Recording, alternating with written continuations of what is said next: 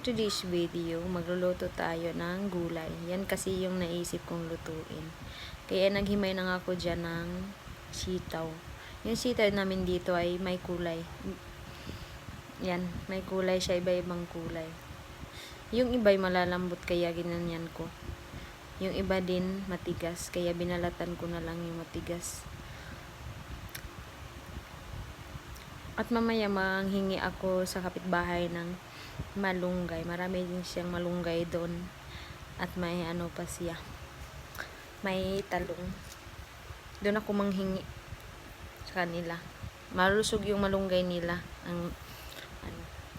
Binalisan na natin yan para makapagluto na tayo. At nilagyan ko din ng okra. Malusog yung okra nila. Malaki. Kaya hiniwa ko.